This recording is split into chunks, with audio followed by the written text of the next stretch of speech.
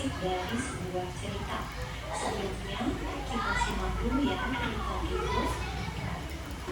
Kelinci Kecil dan Burung Pipit, karya Desri M. Petri. Aduh, sakit. Suara kelinci kecil menggelegar di sudut kebun Arusa. Wajahnya tampak seperti kapas dan titik-titik air mulai membanjiri matanya. Dia terduduk di tanah sambil memegangi kakinya. Burung pipit yang sedang bertengger di dahan pohon dekat kebun itu segera terbang menghampirinya. Ada apa kelinci kecil? Kakiku terantuk batu lalu aku jatuh, jawab kelinci kecil sambil merimis kesakitan. Apa yang kamu lakukan di sini? Tanya burung pipit.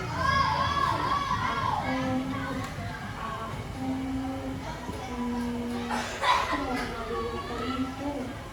Kelinci kecil menunjuk ke arah tanaman lokal di kebun Arusa. Wah, kamu mau mengambil motor Arusa tanpa izin? Tanya burung pipit.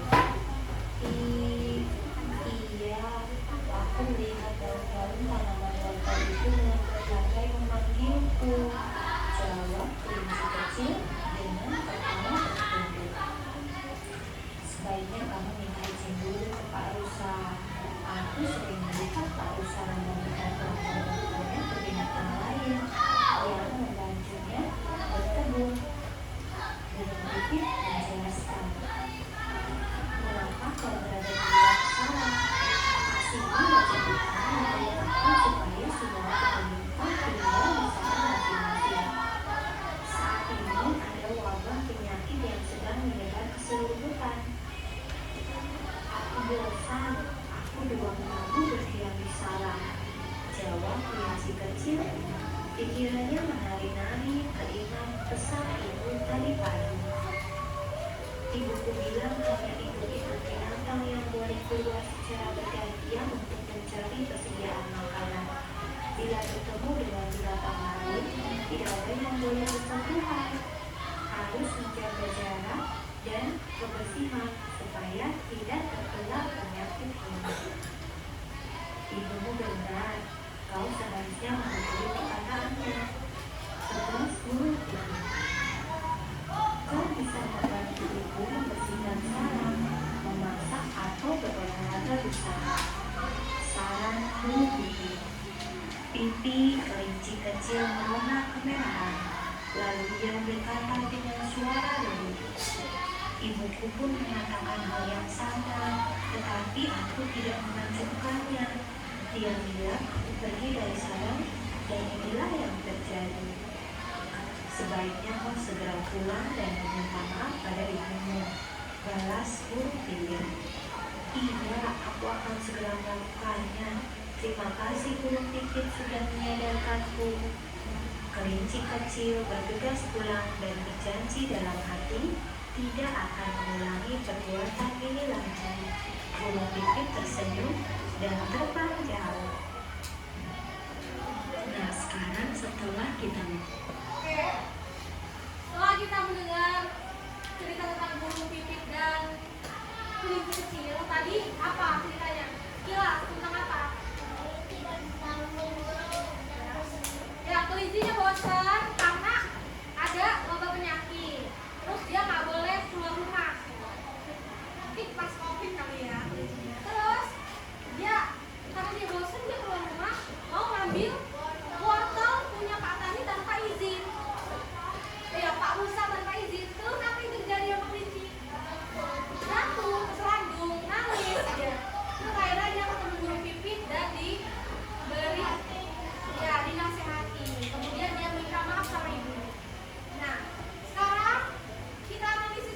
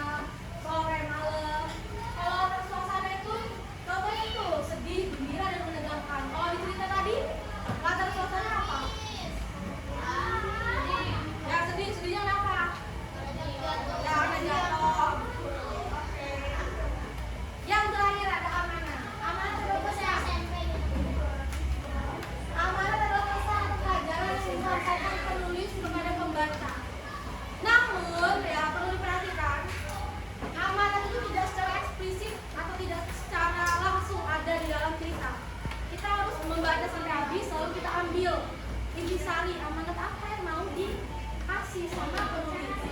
Kalau dalam cerita tadi apa amanatnya? Cerita kelinci kecil. Ya, menurut kepada orang tua, patuh pada orang tua. Terus apa lagi? Ya, jangan mengambil barang orang tanpa izin. Apa lagi? Tapi yang kurang. Oke, sampai sini ada yang mau ditanyakan? Ya? Apa? Ini contoh ya. Nanti kalau misalnya kalian telah mengidentifikasi kalimat untuk implisit, buatlah bentuk mind map. Jadi contohnya, ini judulnya di tengah. Reminder sini. Amanatnya apa? Alurnya tadi awalnya apa? Masalahnya apa? Penilaiannya apa? Tokoh siapa aja kelinci? Penokohannya wataknya seperti apa? Kemudian langkahnya di mana? Itu contohnya. Nanti bisa tampilin lagi. Sekarang ya kita tempuh unsur cerita ini. Pakai nada naik delman. Kalian tahu lagu naik delman? Pada hari Minggu kuturut ayah ke kota. Oh. Berdiri. Berdiri. Berdiri aja bareng-bareng.